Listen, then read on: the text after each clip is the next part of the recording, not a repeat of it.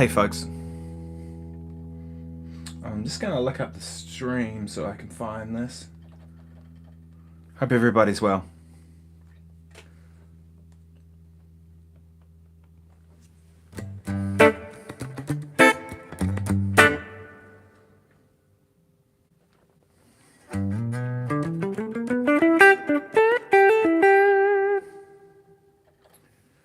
Night here in Wellington.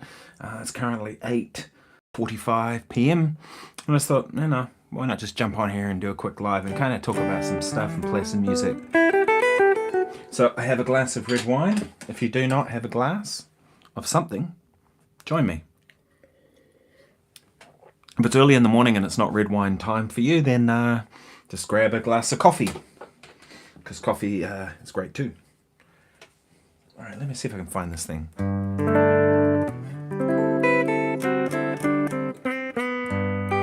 Hopefully you're hearing everything okay. Let me see if I can find that.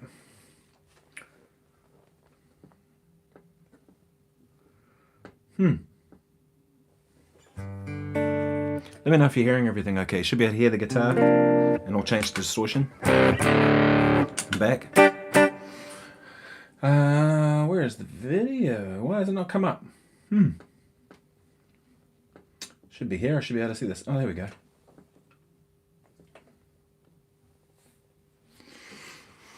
So it's Friday night here in Wellington, New Zealand. I haven't got a gig tonight. Where was chilling at home. I thought, why don't I just jump on here and play some stuff for you? And I'm actually going to be away on Sunday at the Taranaki Jazz Club, so I'm going to put a video out as I usually would. But I kind of thought it'd be cool to just jump on this and do a live tonight, play some music and talk crap as I usually do. But I'm going to try and stream the gig from the Taranaki Jazz Club. I don't know if I can, but it'll just be my phone and kind of chuck it up in the corner, and could be cool. Might be crap, who knows. Hope everybody's well.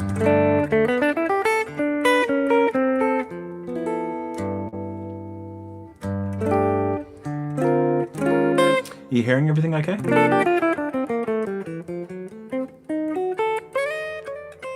It's interesting with this guitar. I've had it set up now. It's got 10 to 46 on it, which is way lighter than I've used for a while. I've been 11 to 49s for ages, like on all my guitars, even on longer scale, like on a Telecaster type guitar.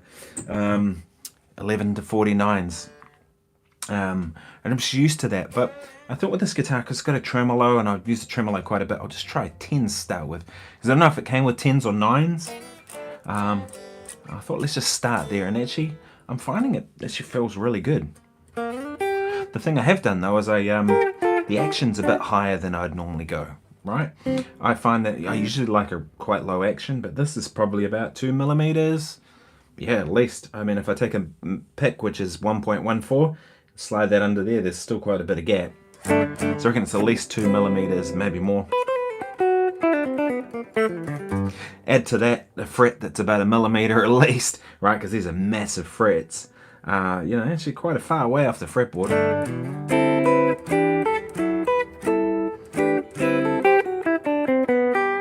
But I think the combination of a lighter string but with a higher action, you get a different kind of tone and different kind of feel.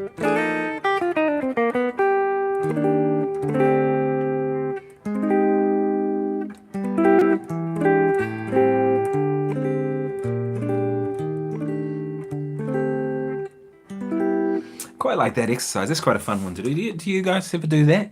Where you take a note and try and see if you can play in a key and keep that note consistent on top.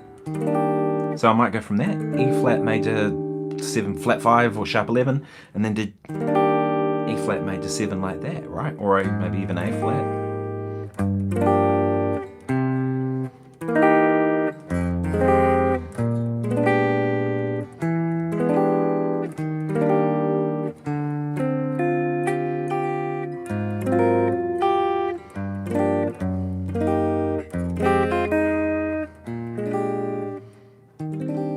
It's an interesting kind of exercise to do, especially on a hard tune like these giant steps. I've talked about this one before, but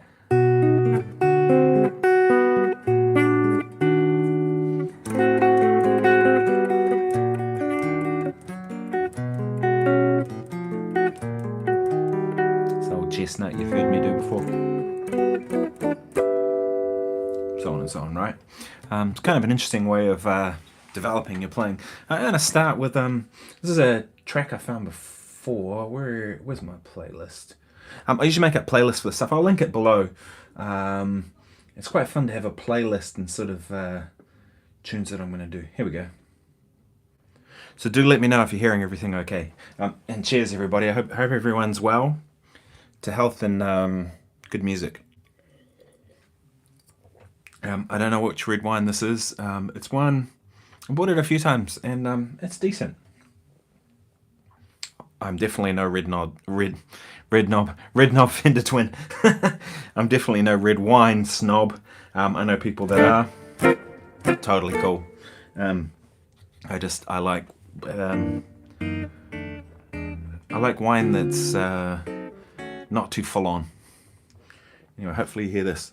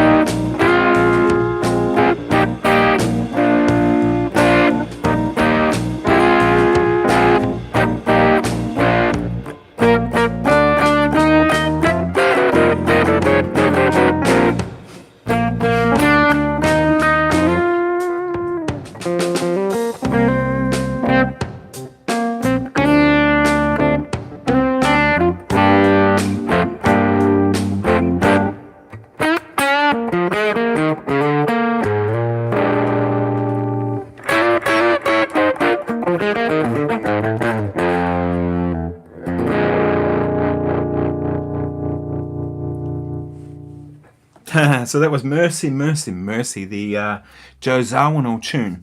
Joe Zawinul, for those that don't know, was in Weather Report among many other groups, Cannonball Adderley's group, and that was the band that he wrote that for, was the Cannonball Adderley group. So hopefully you're hearing the track. Zal says, "G'day Nick, g'day, how you doing?" G'day, that's very Australian, isn't it? Australia. As they say in this part of the world, instead of Australia, it's Australia. But yeah, g'day. So yeah, that was Mercy, Mercy, Mercy. I like that tune. It's kind of an interesting one because a lot of people see that tune as sort of this beginner level thing that, you know, a lot of university students will learn it. It's one of the first tunes they learn when they go to uni. Kind of like Chameleon, but that doesn't mean any of them learn how to play it properly, right? There's a whole lot to that tune. It's actually not as easy as you think, right? You have this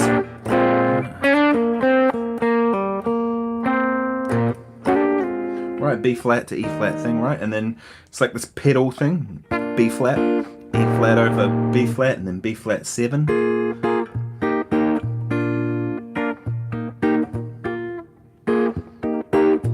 And I always find with parts like that are simple, it's like, to me it comes down to how well you execute the groove and what do you got to say on the top of it, right? It's like playing a blues gig, you know, even something like...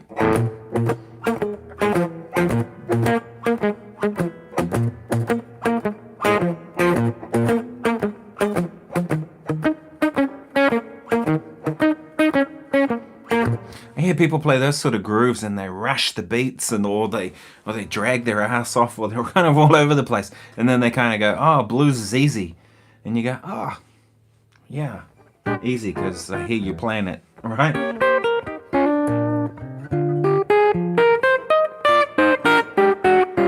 I mean, there's a wealth of information in the blues if you really want to dig deep into it. To me, it's a very emotional, can be a very emotional kind of music. So, and then of course you have, oh, sorry, missed a bit. Da, da, da, da, da, da, da, and then,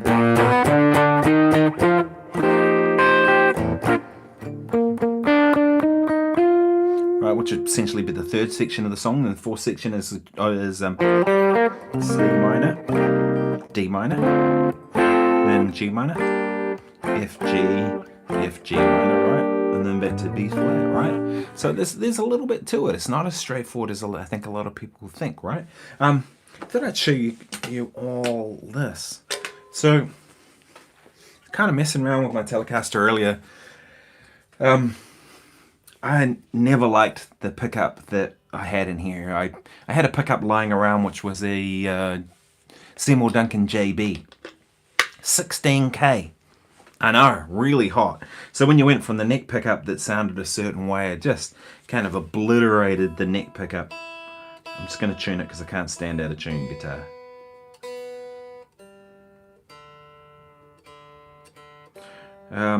So it just obliterated the neck pickup. And of course the middle position, which is actually my favorite position on Telecaster, is the middle position. All you heard was the bridge pickup, right? It didn't blend with the neck pickup at all. So this one here is an area pickup. I was kind of messing around in the drawer and I found the original pickup that was in here, which is a Seymour Duncan, whatever, Alnico 2 maybe, Alnico 5, something like that. But it was the pickup that came in this guitar. I never liked it, but I put it back in and it actually works kind of well with this pickup, which is the Damasio area, which is a noiseless single coil. And I really like those. The main reason it works is, here's your neck pickup.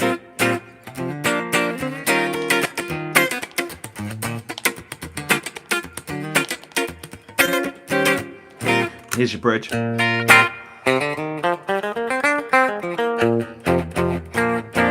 Right, and then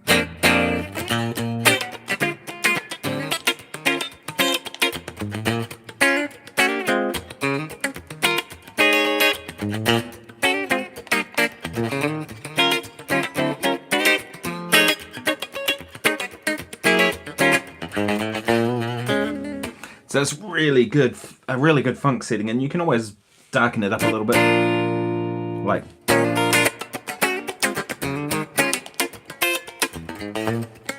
With that setting, I probably prefer that. It's the tone control down a little bit.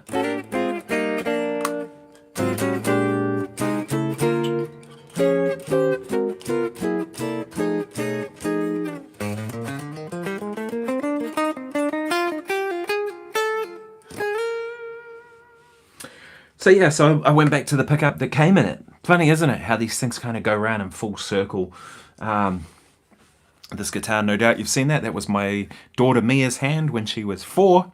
One day I'll give this guitar to her whenever she wants it, really. It can be hers. It's a cool guitar, and I always had the idea that that would remind me of why I'm doing the crappy gigs that I do. It's because of you do it for your family, right? No, I don't just do crappy gigs. Don't get me wrong. I'm very thankful for the gigs I do. But that was her hand up. I'm going to get someone to kind of pyrography, you know, when you burn into wood, and to do that and do a proper design when the time comes. Yeah, but that's that for now. That was her hand when she was 4, and her hand has probably come somewhere up to here now because she's 15. Doesn't time go quick?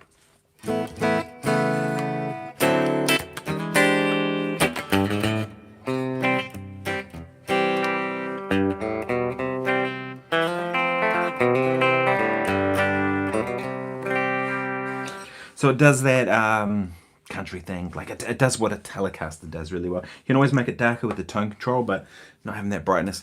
It's funny, isn't it? Like these two guitars here, a Tele and a Les Paul, they're really very similar guitars when you think about it, right? I think that's why Jimmy Page went from a Tele to a Les Paul, right? 2 pickups, single cutaway, right? This joins here, and this kind of does. It has a little bit of a scoop, but it's really just a single cutaway. Fixed tail. You know, and they're kind of similar in some sort of ways. And actually, if you think about it, a Les Paul should really be a bright guitar. It's not meant to be. Oh, thank you, thanks, Dylan. It says you're making that Tele sound unreal. Oh, thanks, man. I'm definitely a bit of a hack when it comes to country music. A real one though. Yeah, thanks, Zal. Yeah, it's an interesting thing, isn't it? Especially, I remember that gig like years ago when that guy came up to me and just being like completely gobsmacked when he told me how amazing the gig was and was like praising me. And then he said, when are you going to get a real guitar? And then he walked off. It was like I wasn't able to respond or whatever. And I just thought, what? I know this guy has some issues. I know him.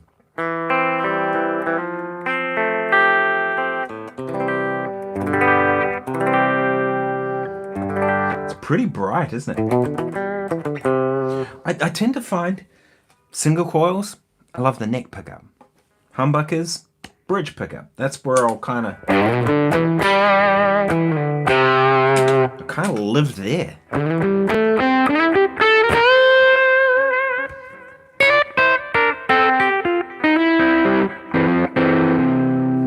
And the thing is, if I do play the neck pickup, it'll be a jazz thing.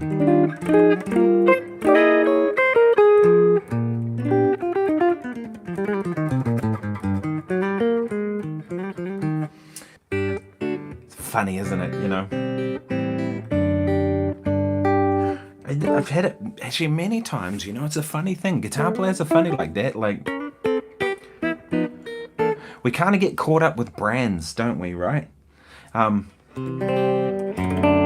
I've come across people before who are like ardent Les Paul supporters, and I even had someone on here actually saying to me, you know, it's a real shame that you can't kind of find. It was trying to convince me to play the Les Paul in that video, and I kind of thought, that's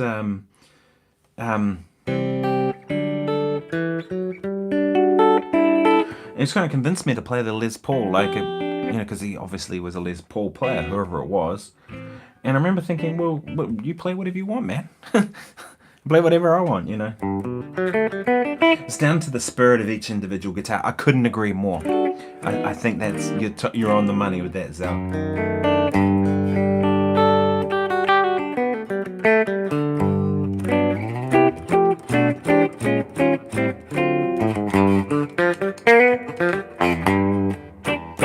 And it's funny, and you know, I was thinking about that earlier. Rob Harris, the great guitar player from the band Jamiroquai, but also a London, UK-based Cambridge, London, that sort of area, session musician. He played a Squire Strat on a heap of those hit songs that he played on, which was, you know, that song "Spinning Around" by Kylie Minogue. That was Rob playing those octaves.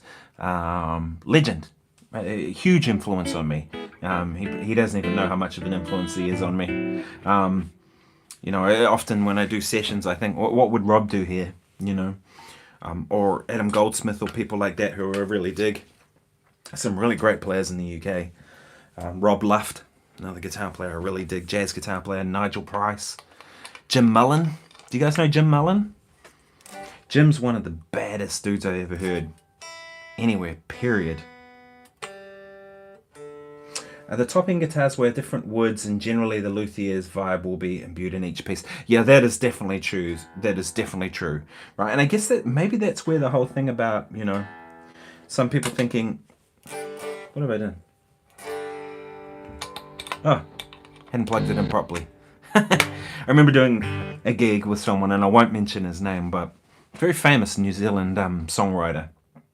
And it was a songwriting clinic that he did. And the dude he came in to tell the students about how to play and how to write songs and all this sort of stuff. And it was pretty funny. He couldn't figure out why his guitar wasn't going. And he sort of fumbled around for a while in his acoustic guitar, and the sound guy's like, nothing's happening. And about 5 minutes went down the track, and then he kind of jumps on his hands and knees, and he kind of went through the cable to sort of check where it was, and he'd plugged one acoustic guitar into his other acoustic guitar. it was one of the funniest things I've ever seen.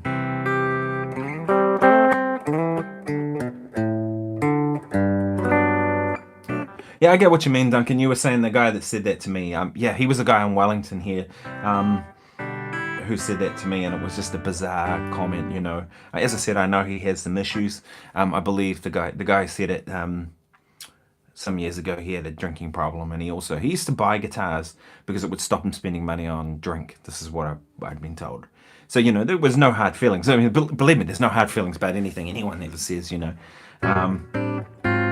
It's all just words, you know, whatever.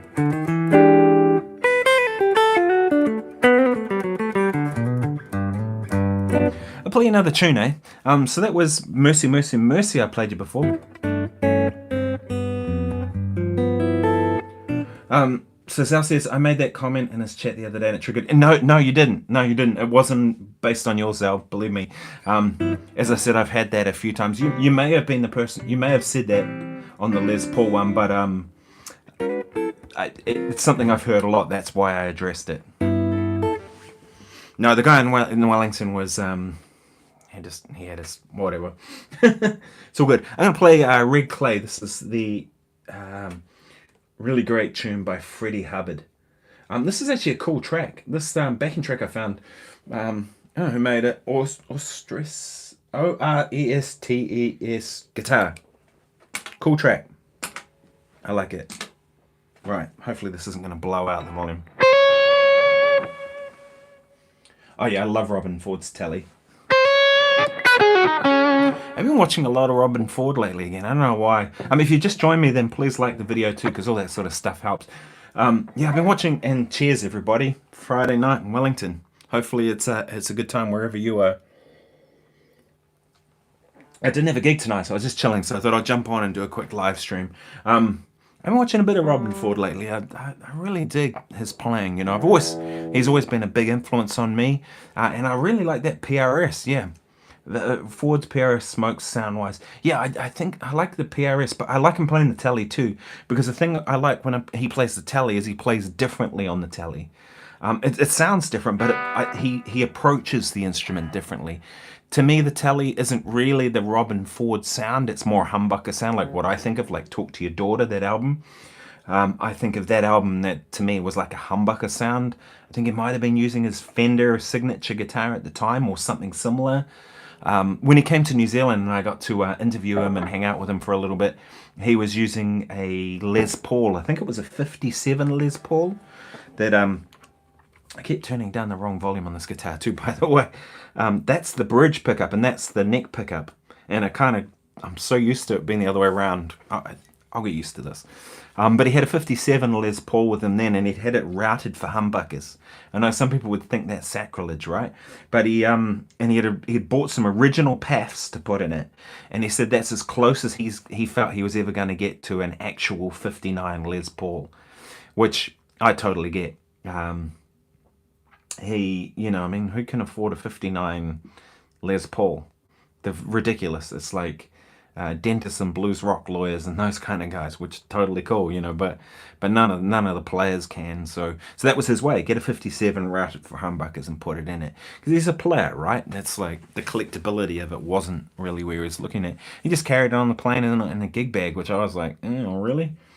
Knowing what airlines can be like, if they refuse to let you carry it on, then you're like, Les Paul's broken neck, right? It's been broken twice. Neither time by me, I'll add. I've never broken the neck of any guitar. But anyway, it's been broken twice by other people. Fingers crossed it never happens. Anyway, I'm going to play Red Clay. I said I was going to play Red Clay, so here we go.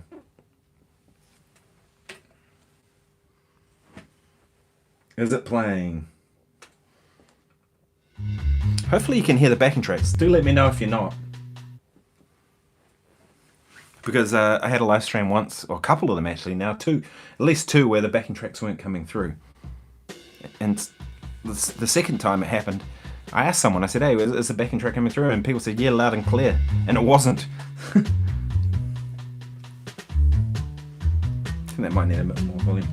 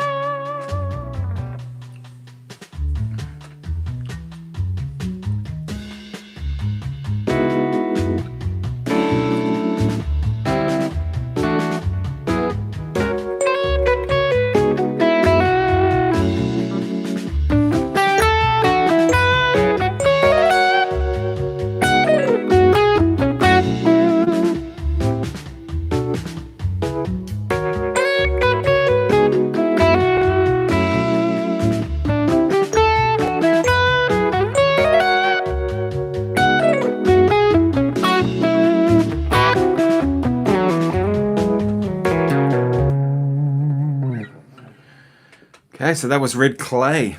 I dig that tune. It's really fun to play over. And it's funny, isn't it? It's like you got this D flat minor.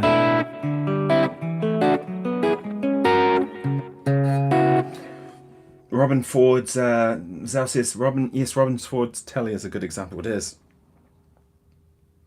Well, I've heard amazing sounds come out of all sorts of guitars, says Duncan. Yes, it's all down to the fingers in the ear of the player. Totally. Yeah, like a great player will make... Robin Ford sounds good on anything. To a degree, though, right? Could you imagine if you gave him some kind of 7-string set shredder thing? I mean, I'm sure he'd still be able to make a decent sound, right? Because he's a great musician. But it's not really going to respond in the way that he wants. The most important thing really is about how he feels about it. Wouldn't you agree? Cheers, everybody. Because the way he feels about it is what's going to inspire him to produce the best music. And I kind of think that's really shouldn't be discounted. All right? So yeah, but yeah, I mean, he could definitely... And what else we said there? He has two, apparently. One is a brass bridge, the other is standard. They sound remarkably different. Interesting. So I do think that you can drastically change the sound of a guitar by changing the bridge material. I did that on my AZ. I took out the titanium saddles that it had on it, which is the ones it came with. I'm sure they're much more expensive, but to me it was too bright and too zingy. It's the only way I could describe it. It's like you have a really hard, bright metal like that. I guess the string's bright and it makes the whole thing sound bright and zingy. There was an upper frequency that was really bothering me. So I just replaced it. I got some Goto ones, whatever. They weren't very expensive, and slapped them in. And then the funny thing is they didn't really fit properly. So I got them out on my belt sander and kind of sand them down. And they look like total shit. But, you know, once they're in there, it's fine. And then I was talking to someone about it, and he said, "Oh, you just put super glue on it." Super glue is like is used as a finish. You know, on any like kind of fretboard repairs, we use super glue. He said, just put some super glue on it, and that'll act as a finish to protect it. So I did that. I put some CRC on it, which is like what's the one that Americans use? WD-40. Kind of same sort of thing, right?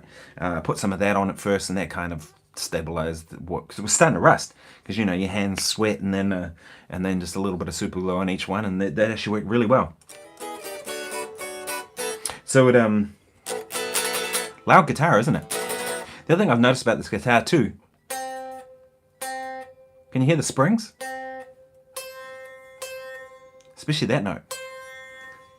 Kind of has this sitar-like effect. It's kind of cool. You don't really hear it through the amp, but maybe you do. It kind of adds to it, you know what I mean? Yeah, Talk to Your Daughter was such a great album. I agree, Duncan. Like, that album just killed me.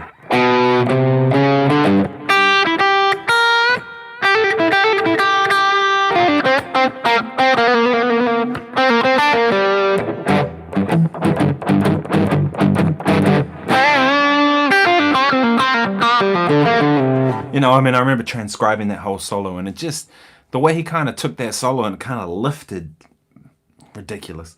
So Talk to Your Daughter would be one of my favorites after that. What, Nothing But the Blues? Is it Nothing But the Blues? Ain't got the change of the weather. Da da da da da da da bam bam. Da da da da. Yes, Nothing But the Blues. I ain't got nothing but the blues.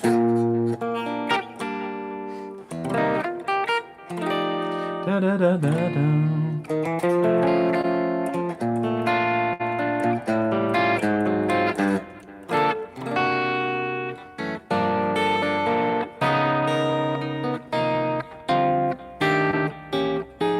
Yeah, one thing I saw in this Robin Ford video that I watched the other night was that he was talking about how his approach to like jazz blues, right? And he was saying that he doesn't comp like a traditional blues player would, like a, you know,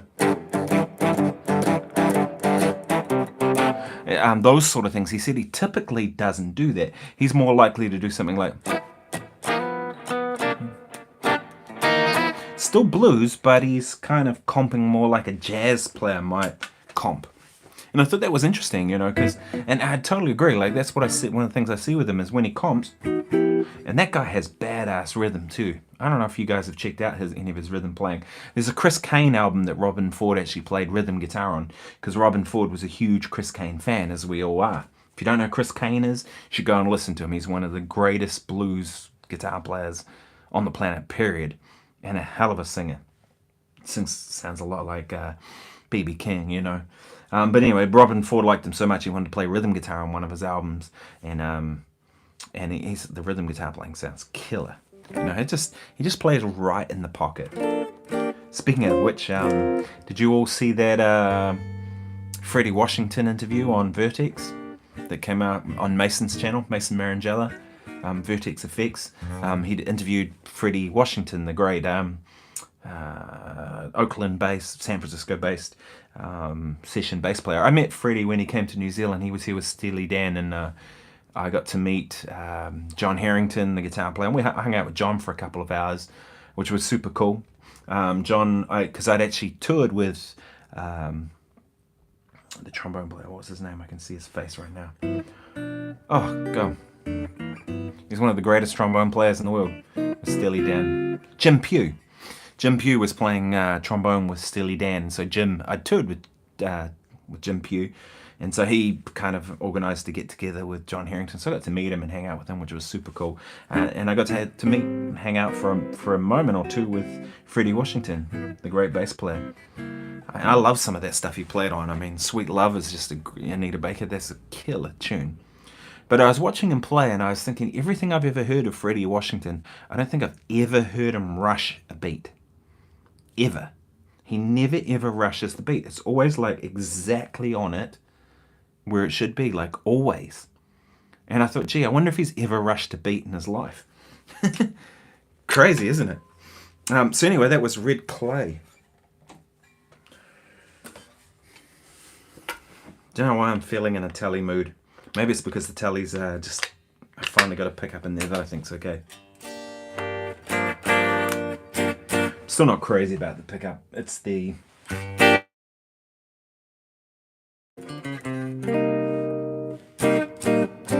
It's the standard one that came in it,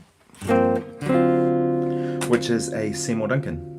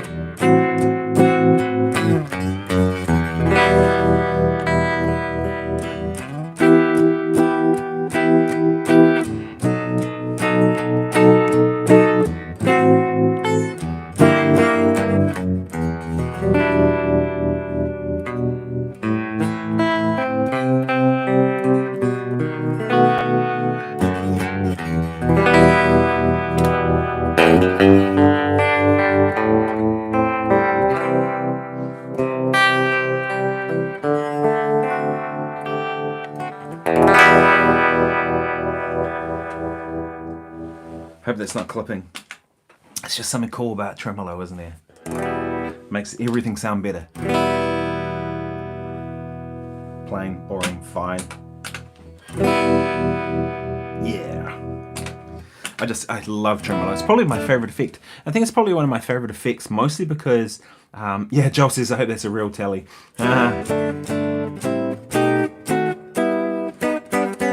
What have I done? Have I opened a can of worms by making that video? Wasn't meant to be anything. It was just meant to be a few thoughts and ideas on that kind of thing. I've seen people use all kinds of stuff, you know, like the total cheap guitars that are just like nothing things to amazing gear. You know, I think a lot of the guitar music industry, internet, sort of pushes people to want to spend money on stuff, right? You know, I'll be really good as long as I get a Dumble amp. Right? Who thinks like that? I think everybody thinks like that. We aspire to that stuff. Cheers, everybody. We aspire to that sort of stuff because you see this amazing equipment. And then when you play through one, because I've played through a Dumble, you kind of go, just an amp, right? It's awesome, but unfortunately, I still sound like me, right? And the only thing that's going to change that is if I do some work to try and get better at how I sound on this thing, you know, which comes down to a lot of different factors, right? It's like the most important one being rhythm, your sense of rhythm, right? If you don't have a good sense of rhythm, it doesn't matter what you play, it's just still not going to reach people in the way it should. And every great player I've ever seen live or played with or whatever, they all just have badass rhythm, right? It's kind of non-negotiable. Tone is also your touch. You know, if you play too hard, it's never going to sound good. Most instruments, there's a sweet spot, right? See, it's kind of when I hit it like that, it kind of, the notes almost choke on themselves and they go, ah. Whereas if I just back it off, if I back it off a touch, it still gets the point across that that I'm wanting it loud and I'm expressing a sound that is loud, but it doesn't choke in the same kind of way, you know what I mean? But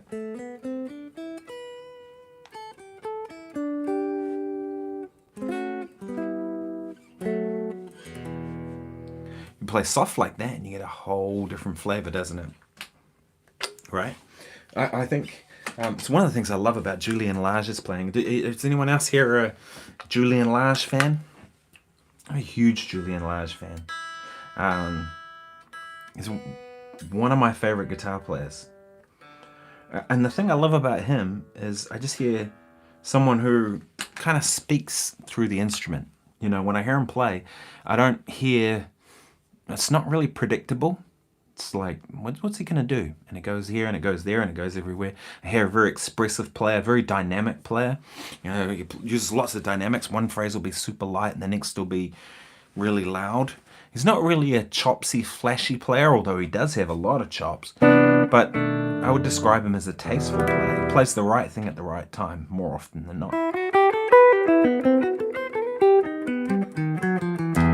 I met Julian at the NAMM show. I went and saw him play at the Collings booth and I asked him, I said, can I have a lesson? Do you do the lessons? And he said, I don't do lessons. He goes, but I've got 10 minutes free. So he goes, ask me whatever you want. And I was just like, ah! What do I ask?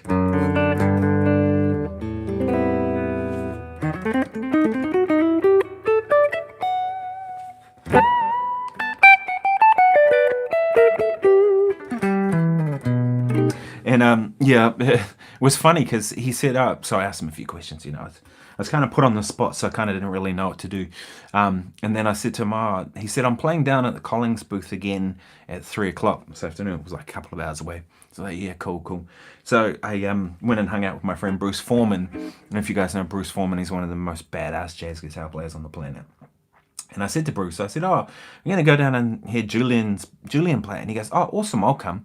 So I didn't know, but Bruce was Julian's teacher when he used to live in San Francisco for a while. Because Julian grew up in the northern California. He used to go to Bruce for lessons. And so Bruce turns up and Julian got all nervous about playing in front of him. And I was like, wow.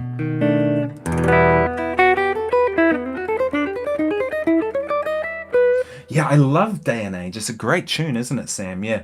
Sam Wheeler Brown says, love Julian. Guy looks so happy when he plays. He does, doesn't he? He looks like the happiest guy in the world. And he said that he recently learnt Day and Age. Utter tune. It is, isn't it?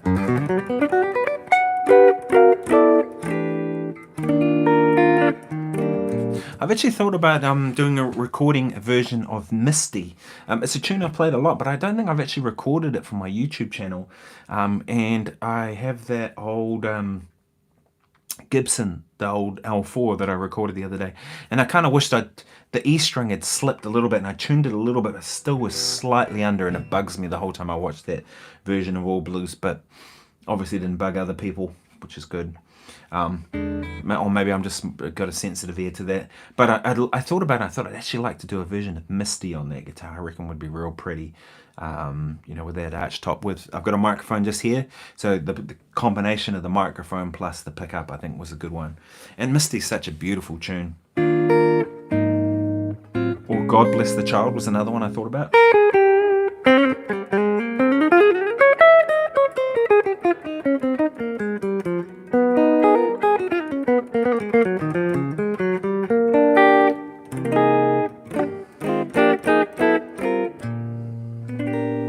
So if you just tuned in, please like the video. All that stuff helps to kind of push it out to more people. And please subscribe, of course. As I said earlier, I just kind of was chilling out. It's a Friday night. I didn't have a gig tonight, so I thought I'll just jump on here and do a live. I'm not sure if I'm going to be able to live stream on my usual live stream on Sundays, because we're playing the Taranaki Jazz Club. So if you know anybody in New Plymouth, if you're in New Zealand, spread the word, because I've got Darren Mathiasen and Stan Bicknell both on drum kits, and those two dudes are bad dudes, right? If you don't know Stan Bicknell, you should. Kiwis. Stan was Kimbra's drummer for a long time, who you guys will know for her collaboration with Gaultier, with that great tune that's Somebody That I Used to Love, which was a big hit. But Stan was her drummer, but he's got a big online following too. I think he's got 140,000 followers on Instagram or something like that, because he's a beast of a drummer. And then Darren Mathiasen, my brother from Wellington, New Zealand, one of the greatest drummers in this country. Someone I've played hundreds of gigs with now, a good friend, and always an inspiration. You know, you'll no doubt have seen, I hope, seen some of the trio stuff on here. And then I've got Leo playing organ too, which is, he's really a young gun, and every time I play with Leo, it's inspiring. So I'm going to play you one more tune. What do we got here? Oh, this is jazz. It says fusion, jazz, funk, guitar, backing track, and G minor. Those are all things I want to hear when I'm looking for a backing track to play over. I might play the Les Paul, eh? Why not? It's in my hand. It's funny, I picked this up and I can already feel how heavy it is on my leg. It is a cool guitar though. Les Pauls are great. There's a couple of things I really like about Les Pauls. I like the scale length, radius. I think it's a 12-inch radius. I think a 12-inch radius is neck. I know some people don't, but I like big necks. The 59 roundback, which this is, you know, they just, that's, I find it comfortable. I don't know why. I think I find thin necks, people say they play faster. I don't know that they do. I think bigger necks sound better. Right. At least seems to. I don't know. Anyway, let's have a crack at this one.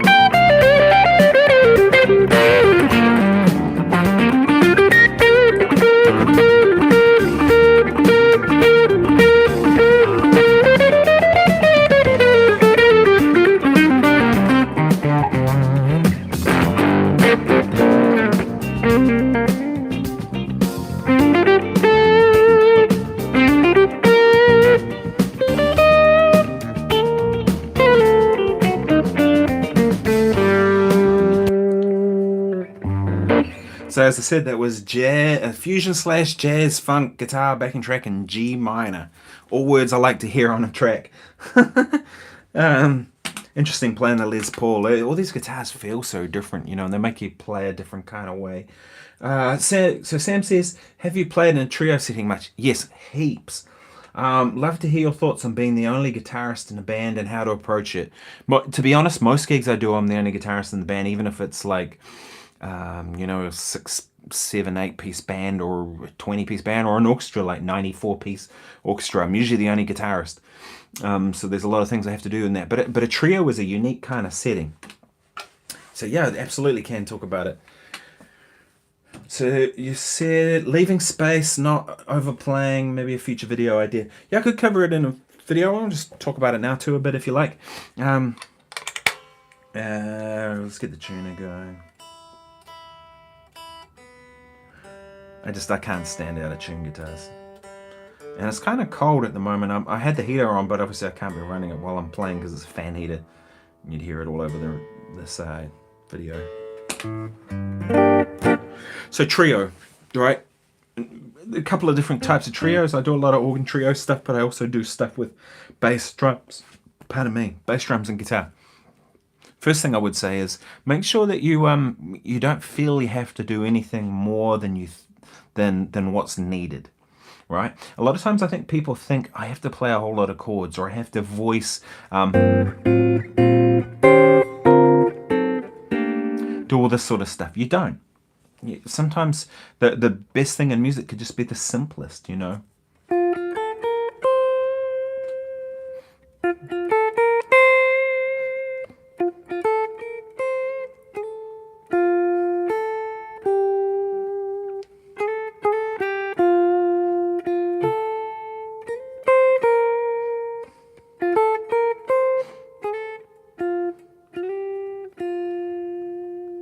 Now that's me playing that by myself and it sounds fine, right? Hopefully.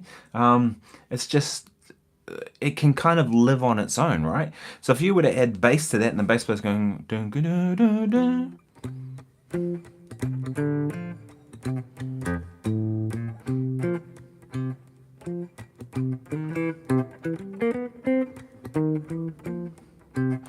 and they're playing a bass line like that underneath it, the two of them could exist on their own, right? And then you add drums to that and you've got some kind of groove, right? And the other thing too is, like, if I start with a melody like that, you know, I can develop it next time.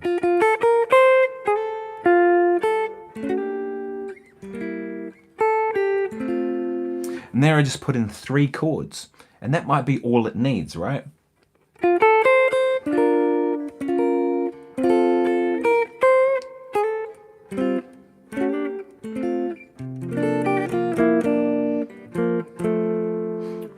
So there's that kind of approach where I could just like target a few more notes the second time around.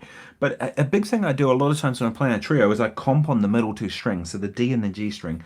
So like if it's an F chord, I might just play the 3rd and the 7th. So I might go.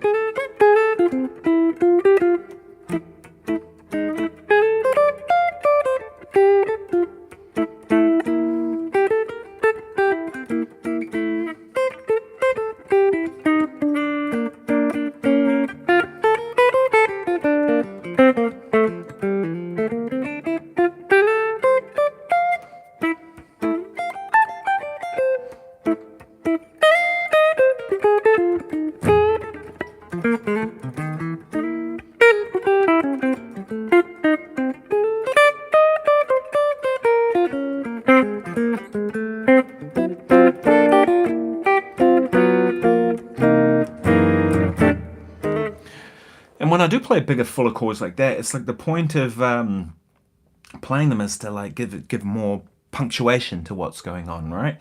So I think about that stuff often when I'm playing trio. Is like, what can I play that's kind of the least amount but gets the point across, right? And then from there I can develop to the next thing and develop to the next thing. Now I'm not saying I always get it right. It's one of those things that music is you live and you learn. You know, sometimes I'll do stuff and I'll just like beat myself up and go, what an idiot. That was shit, Nick. You know what I mean? These things do go through my mind too, believe me. You know, and you live and you learn from it, right? And I think that's kind of one of the things with playing trio is it forces you to kind of to take on the role of comping, soloing, rhythm, guitar, all kinds of functions in the band. But yeah, that's the big thing I would say is don't really have to do too much. Sometimes just playing the melody is enough.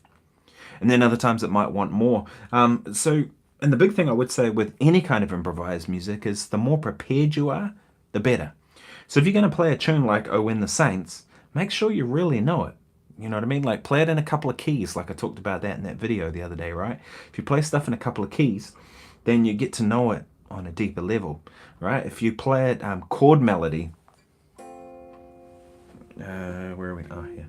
See about those?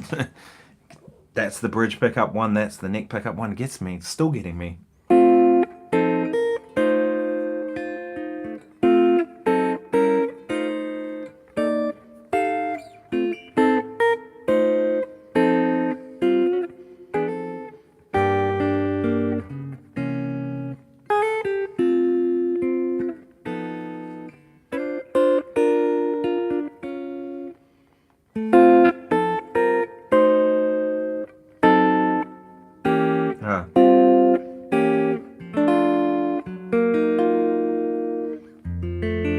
Even just something like that, where you're kind of figuring out how to play the melody with a few voicings. Guitar trio, guitar, bass, and drums. I think it's a lot of fun. Now, it's a very different thing if it's a power trio. I don't think that's what you mean. I think you mean jazz trio, right? But say it was a power trio, like a Hendrixy type thing or a thing like that. That's different, right? Then you can kind of, I'm thinking a lot about textures, right?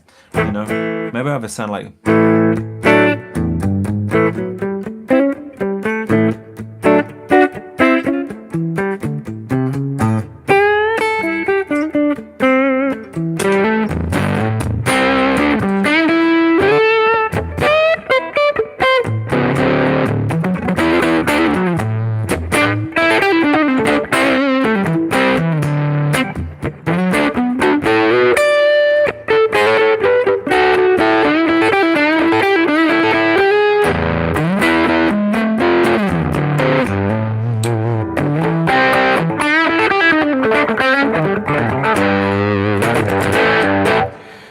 So you can see in that instance, like if I'm playing something like that, kind of more hard-hitting rock kind of trio type playing, I can play more, I can fill more gaps. I'm trying to provide an energy, a texture. So you see that even when I was getting down low, those notes are getting pretty gnarly. And that's kind of a fun thing. But then maybe I'll mix it up and go into more of this sort of sound.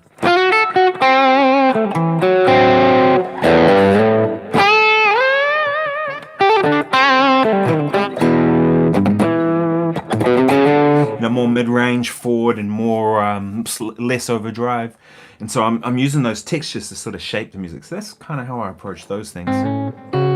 Hope that's been useful, but I can totally do a video expanding on that if you wish. Yeah, cheers everybody, happy Friday night. It's been bloody freezing in Wellington. I don't know what it's like the rest of New Zealand, but it's been pretty cold. It was down to about 5 degrees today, which is pretty much as cold as we get. What is that in Fahrenheit? About 30? Don't know. I mean, Christchurch, Queenstown was -5. You know, fully snow on the mountains, the whole lot. But I guess if you live there. Oh, thanks for tuning in, man. I really appreciate it. The only guitarist in the village. Wouldn't that be nice? And yeah, have a great night, man. Thanks so much for tuning in. Yeah, imagine if you're the only guitarist in your village. Would you actually be that good? I don't know. I think that you kind of learn by playing with other people, right? And inspiring each other. And I don't know that I'd ever want to be the only guitarist in a village, you know. Like when I grew up playing with my brother Simon, and he played guitar as well, and we kind of played together a lot, and he would learn something and I'd kind of figure it out from him, and I'd learn stuff, and we sort of, you know, and then I went on to do this professionally, but he kind of got into car spray painting, and that was more his thing, and nowadays he fixes bikes in Christchurch. which is a really big industry in Christchurch. But I don't think people necessarily do it in isolation. And I think that's partly why like cities like New York and Los Angeles and Nashville, because there's so many good players around, there's so much inspiration for those who are coming through, the next generation and all of that. Now, that doesn't mean you don't want to be a big fish in a little pond. That can be a good thing.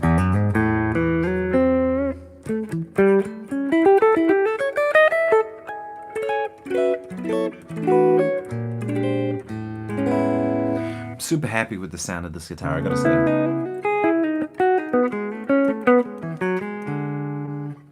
It's taking a little bit to get used to. The feel of it is different from my other instruments, you know, but that's cool. Like, that's one of those things where the more you play it, the more you're gonna kind of, you sort of imprint yourself on it, if you will. You know, all the little dents and marks and whatever, it sort of fits to your hand, and you've got to wear it in a certain kind of way. I'm gonna end this one now, people. Thank you so much for tuning in. I really appreciate you all being here, and the good vibes that people are bringing to this. I gotta say, it's a pretty cool community on this YouTube channel. Everybody's awesome. Even those who aren't awesome are awesome. It's only music at the end of the day, right? It's not really that, doesn't matter that much, you know, in the grand scheme of things when you think about it. I'm super lucky to get to do this. That's the way I look at it. So anyway, thanks so much for joining me. I hope you're well and enjoy the rest of your evening, morning, and I hope music's treating you well. Thanks. Cheers.